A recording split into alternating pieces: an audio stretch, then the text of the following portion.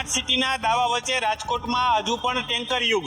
રાજકોટ મહાનગરપાલિકાના અધિકારીઓ અને પદાધિકારીઓ સ્માર્ટ સિટીના જે દાવા કરે છે તે પોકળ સાબિત થયા છે। અહીં 24 કલાક પાણી મળવાની વાત તો દૂર છે, પરંતુ કેટલાય વિસ્તારો તો એવા છે જ્યાં હજુ સુધી પાણીની પાઇપલાઇન પણ નથી પહોંચી। વોર્ડ નંબર 11 અને 12માં છેવાડાના વિસ્તારમાં હજુ પણ ટેન્કર યુગ છે તે જોવા મળી રહ્યો છે। ત્યાંના રહેવાસીઓ પાણી માટે વલખા મારે છે। સ્માર્ટ સિટી રાજકોટમાં ક્યારે ટેન્કર યુગ પૂર્ણ થશે અને રાજકોટ વાસીઓને 24 કલાક પાણી ક્યારે મળશે તે જોવાનું રહ્યું। ખેડાના વડતાલમાં દારૂની મહેફિલનો વિડીયો વાયરલ। ગુતાલમાં દારૂની બોટલ સાથે આધેડનો ડાન્સ। ખેડાના વડતાલમાં દારૂની મહેફિલનો વિડીયો વાયરલ થયો હતો। ગુતાલ ગામે દારૂની બોટલ સાથે આધેડનો ડાન્સ કરતો વિડીયો વાયરલ થયો હતો। આધેડનો શરમજનક વિડીયો સોશિયલ મીડિયામાં વાયરલ થતા જાહેરમાં કાયદાના લીધે લીડા ઉડતા જોવા મળ્યા હતા। સમગ્ર ઘટનાને લઈ વડતાલ પોલીસ એક્શન મોડમાં આવી અને ગણતરીના કલાકોમાં જ આરોપીની ધરપકડ કરી હતી। પોલીસે આરોપીને જાહેરમાં કાન પકડાવી માફી મગાવી કાયદાનું ભાન કરાવ્યું હતું। પોલીસે કાન પકડાવી જાહેરમાં માફી મગાવી પોલીસે આરોપીને કરાવ્યું કાયદાનું ભાન। ભાવનગરનું કરોડો રૂપિયાનું લોન કૌભાંડ હવે વધુ ગંભીર બનતું જઈ રહ્યું છે। ભાવનગરના નીલમબાગ પોલીસ સ્ટેશન દ્વારા આર્થિક ગુનાના મામલે ચાલી રહેલી તપાસ દરમિયાન મહત્વપૂર્ણ ખુલાસા સામે આવ્યા છે। તપાસમાં જાણવા મળ્યું છે કે PMEGP યોજના હેઠળ ગેરરીતિપૂર્વક લોન મંજૂર કરવામાં આવી હતી, જેમાં SBIના ચીફ મેનેજર સંતોષ કુમારની મુખ્ય ભૂમિકા હોવાનું સામે આવ્યું છે। આ પહેલા આ જ કૌભાંડમાં 4 મહિલાઓ અને 2 એજન્ટોની ધરપકડ કરવામાં આવી હતી। પોલીસે દસ્તાવેજો, લોન પ્રક્રિયા અને બેન્કિંગ વ્યવહારોની તપાસ વધુ તેજ કરી છે। આ સમગ્ર કૌભાંડમાં અન્ય કોઈ અધિકારીઓ અથવા એજન્ટોની સંડોવણી છે કે નહીં તે દિશામાં પણ પોલીસ તપાસ વધુ તેજ કરવામાં આવી છે। હાલ તો પોલીસે આરોપી બેંક મેનેજરની ધરપકડ કરી આગવી ઢબે પૂછપરછ હાથ ધરી છે। ત્યારે હવે તપાસનો વ્યાપ વધતા આ કૌભાંડમાં આગામી દિવસોમાં વધુ મોટા ખુલાસા થાય તેવી શક્યતાઓ વ્યક્ત કરવામાં આવી રહી છે। PMEGP યોજના હેઠળ આચરવામાં આવેલા અંદાજે 1,35 લાખ રૂપિયાની ગેરરીતિ મામલે SBIના ચીફ મેનેજર સુધી તપાસનો રેલો પહોંચ્યો છે। પોલીસે બેંક મેનેજર સંતોષ કુમારની ધરપકડ કરી જેલ હવાલે કરી દેતા ચકચાર મચી જવા પામી છે। ગાંધીનગર મહાનગરપાલિકા ખાતે આંગણવાડી બહેનોનો જમાવડો એકઠો થયો હતો। તે લોકોની માંગ છે કે જે વસ્તી ગણતરીની કામગીરી તેમને જે સોંપવામાં આવી છે તે મોકૂફ રાખવામાં આવે તેવી એ લોકોની માંગ છે। વધારાની કામગીરીના ભારણ સામે આંગણવાડી બહેનોનો વિરોધ નોંધાવ્યો હતો। મહાનગરપાલિકા કમિશનરને રૂબરૂ મળીને આવેદન પત્ર આપ્યું હતું, ત્યારે ગાંધીનગર મહાનગરપાલિકા કચેરી ખાતે આંગણવાડી કાર્યકરો એકત્ર થયા હતા। આંગણવાડી બહેનોને કામગીરીમાંથી થોડીક મુક્તિ આપવામાં આવે તેવી રજૂઆત કરવા માટે મહાનગરપાલિકા કમિશનર કચેરી ખાતે પહોંચ્યા હતા। મહિલા સશક્તિકરણની વાતો વચ્ચે ફરી એક વખત પતિરાજ હોવાનું સામે આવ્યું છે। હળવદ નગરપાલિકામાં નગરપાલિકાના પ્રમુખ છે તેના પતિ દ્વારા એક વિડીયો બનાવવામાં આવ્યો છે। શહેરમાં વિકાસ માટે 8 કરોડથી વધુના ખર્ચે વિવિધ વિસ્તારમાં RCC રોડની કામગીરી ચાલી રહી છે અને જેમાં શરણેશ્વર મંદિર પાસે નબળી કામગીરીને લઈને રોડ તોડીને નવો બનાવવા માટે સૂચના આપી હતી અને જેમાં રોડની નબળી કામગીરી અંગે ઉઠેલા પ્રશ્નોને લઈ નગરપાલિકાના પ્રમુખ ફોરમબેન રાવલના પતિ વિશાલ રાવલે સફાઈ આપતો વિડીયો સોશિયલ મીડિયામાં વાયરલ થયો હતો। વિડીયોમાં રોડની કામગીરી અંગે તેઓ ખુલાસો કરતા નજરે પડતા હોવાથી વિરોધીઓએ મહિલા પ્રતિનિધિઓ નામ માત્ર પૂરતા હોવાનું કહી સવાલો ઉઠાવ્યા છે। જે વિડીયો સામે આવ્યો છે તેમાં નગરપાલિકાના ઉપપ્રમુખ બાજુમાં બેઠેલા છે। નગરપાલિકાના પ્રમુખ પતિ દ્વારા સફાઈ આપતા મામલો વધુ ગરમાયો છે। મહિલા પ્રતિનિધિઓની અવગણના થતી હોવાની ચર્ચાઓ વચ્ચે આ વિડીયોએ ચર્ચા જગાવી છે। ગરમીનો કહેર અને બેવડી ઋતુના કારણે અમદાવાદ શહેરમાં રોગચાળો વકર્યો છે। સિવિલ હોસ્પિટલમાં અંદાજે 11,000 જેટલા OPD કેસ નોંધાયા। અમદાવાદ સહિત સમગ્ર ગુજરાતની અંદર એક તરફ ગરમી પોતાનો કહેર મચાવી રહી છે, તો એના કારણે રોગચાળો પણ વધ્યો હોય તે પ્રકારના અમદાવાદ શહેરના આંકડા સામે આવી રહ્યા છે। તંત્રએ લોકોને અપીલ કરી છે કે બહારનું ખાવાનું ટાળવું જોઈએ અને શક્ય હોય ત્યાં સુધી બહાર ન જવું જોઈએ। એક સિવિલ હોસ્પિટલમાં આવેલા OPD પ્રમાણે 11,808 કેસો નોંધાયા છે, જેમાં 1100થી વધુ દર્દીને એડમિટ કરવાની ફરજ પડી છે। તો ડેન્ગ્યુના 125, શંકાસ્પદમાંથી 3 કેસ પોઝિટિવ આવ્યા છે, તો મેલેરિયાના 451 શંકાસ્પદ દર્દીઓ એડમિટ છે, તો સાથે સ્વાઇન ફ્લૂના 1 દર્દી પોઝિટિવ આવ્યો છે। એક મહિનાની અંદર ઝાડા ઉલટીના 143 કરતાં વધુ કેસો નોંધાયા છે, તો અન્ય હીટ સ્ટ્રોક રિલેટેડ કેસોમાં પણ વધારો થયો છે. પાણીજન્ય રોગોમાં પણ વધારો થયો છે, તો સાથે માથું દુખવું, ઝાડા ઉલટી અને તાવ જેવા કેસોમાં ઓપીડી આવતી હોવાનું ડોક્ટરોનું કહેવું છે. વાવ-થરાદ જિલ્લાના થરાદમાં 2 દિવસ અગાઉ કોંગી નેતા અને પોલીસ અધિકારી વચ્ચે થયેલી તકરાર મામલે પોલીસે 3 કોંગ્રેસના સ્થાનિક નેતાઓ સામે ફરિયાદ નોંધી છે અને આ સમગ્ર મામલાને લઈને હડકંપ મચ્યો છે. ભાજપના પ્રદેશ પ્રમુખ જગદીશ વિશ્વકર્માના જ્ઞાનીબેન ઠાકોર પરના નિવેદન બાદ કોંગ્રેસમાં ભારોભાર રોષ જોવા મળી રહ્યો છે અને ઠેર ઠેર કોંગ્રેસ દ્વારા વિરોધ પ્રદર્શન કરી ભાજપના પ્રદેશ પ્રમુખ માફી માંગે તેવી માંગ કરવામાં આવી રહી છે.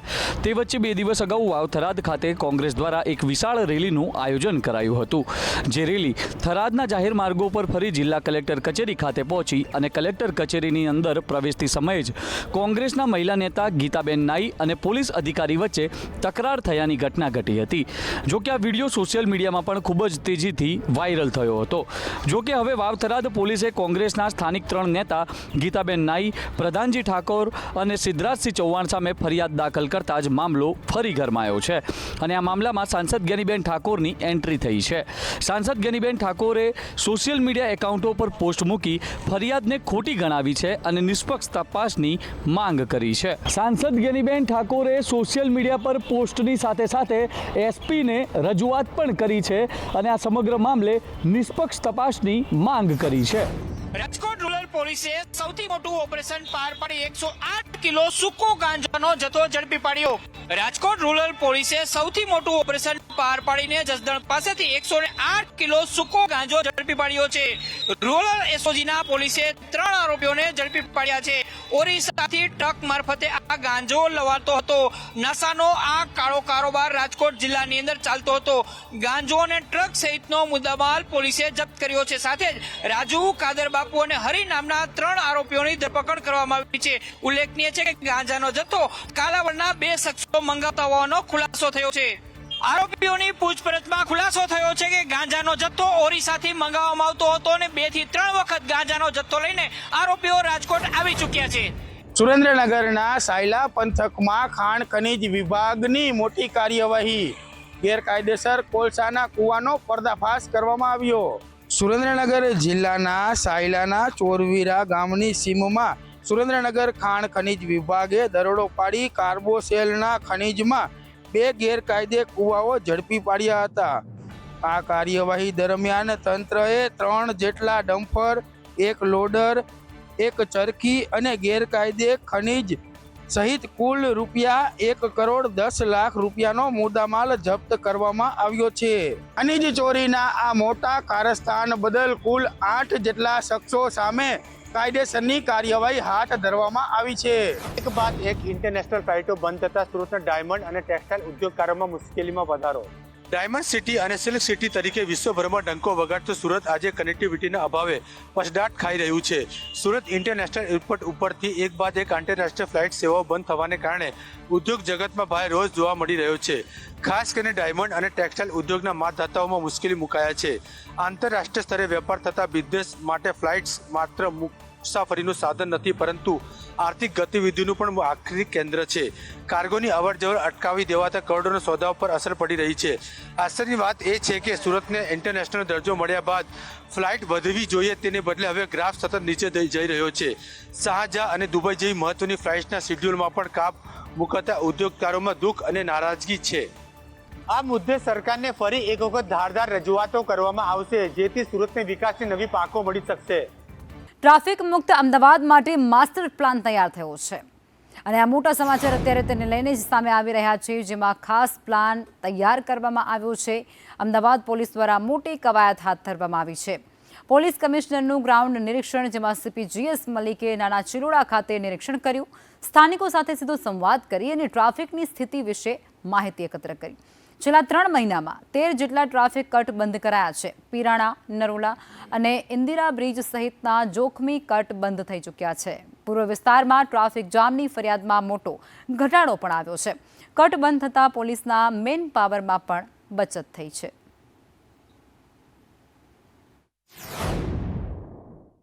અહીંયા આપણે તમે જોઈ શકો ચેન્જીસ કર્યા છે. આ ડીસીપી ઈસ્ટ મિસ્ટર નરેશ કંજરિયાએ અહીંયા અમુક જગ્યાએ બંધ કરીને આગળથી બસ 1-1.5 કિલોમીટરનો ડાયવર્ઝન આપ્યું છે. જે સર્વિસ રોડથી વ્હીકલ સીધા જતા હતા એને આપણે થોડું ડાયવર્ઝન આપ્યું છે અને અહીંયા ખૂબ જ સ્મૂથ થઈ ગયા છે.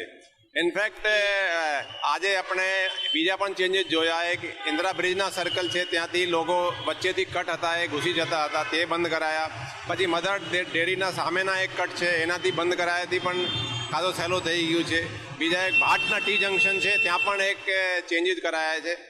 તો આપણે છેલ્લા 3-4 મહિનામાં સુભાષ બ્રિજ બંધ થયા હતા આપણે ડિસેમ્બર ફર્સ્ટ વીકમાં. એ પછી આપણે એના વોર ફૂટિંગ પર લીધું છે અને ખાસા જગ્યાઓ ચેન્જીસ આપણે કરાવીને ટ્રાફિક બહુ સ્મૂથ થઈ ગયા છે. ખેડાના વાટવાડી કેનાલમાં ભ્રષ્ટાચારનો મામલો સામે આવ્યો. ધારાસભ્ય અને પૂર્વ મંત્રી અર્જુનસિંહ ચૌહાણનું નિવેદન સામે આવ્યું છે. આ ભ્રષ્ટાચાર મામલે સીએમને અર્જુનસિંહે રજૂઆત કરી. મારા ગામમાં મહી કેનાલનું કામ ચાલતું હતું તેવું અર્જુનસિંહનું કહેવું છે. વધુમાં તેઓ કહે છે કે ખેડૂતો એ સ્થાનિકોની રજૂઆતોથી તપાસ માટે ગયા હતા. કેનાલનું કામ એ તકલાદી છે તેવી ફરિયાદ પણ હતી. હલકી ગુણવત્તાવાળું મટીરિયલ ત્યાં વાપરવામાં આવ્યું હતું. અધિકારીઓને પણ રજૂઆતો કરવામાં આવી છે. અવારનવાર અને આવનારા સમયમાં સારી ગુણવત્તાવાળું કામ થાય એ ખૂબ જરૂરી છે.